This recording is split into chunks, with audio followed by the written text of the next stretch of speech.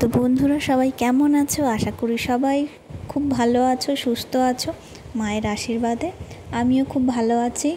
তো তোমাদের সাথে আমি আগে একটা ভিডিও শেয়ার করেছিলাম, যেটা জবা ফুল আর বেলপাতার মালা ছিল মা তারার জন্যে। তো আরও একটা ভিডিও আমি তোমাদের জন্য নিয়ে এলাম।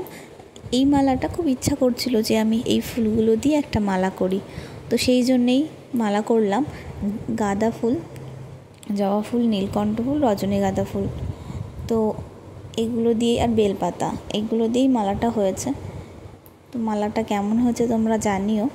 আমার কাছে তো মালাটা খুব সুন্দর হয়েছে, জানি না কেন আমার খুব ইচ্ছা করছিল। অবশ্য মা বলেছিল যে একটা নীলকণ্ঠ ফুলের মালা করতে, আমি তো আমার মনে হলো যে কেন এরকম একটা মালা করি, তো সেই জন্যই মালাটা করেছি। তো তোমরা জানিও মালাটা কেমন হয়েছে। এবার দেখো মাকে পরিয়ে দেবো, তোমরা কিন্তু অবশ্যই জানিও। হ্যাঁ, মালাটা একটু ছোট হয়ে গেছে, আমি বুঝতে পারিনি। তো পরে আমি ঘরে এসে যখন মাকে পরাতে যাচ্ছি তখন বুঝতে পারলাম না মালাটা একটু ছোট হয়ে গেছে। যাই হোক, তোমরা জানিও কিন্তু মালাটা কেমন হয়েছে আর মাকে পরে কেমন লাগছে। তো ভিডিওটা এইটুকুই, আর বেশি কথা বলবো না। সবাই ভালো থেকো, টাটা।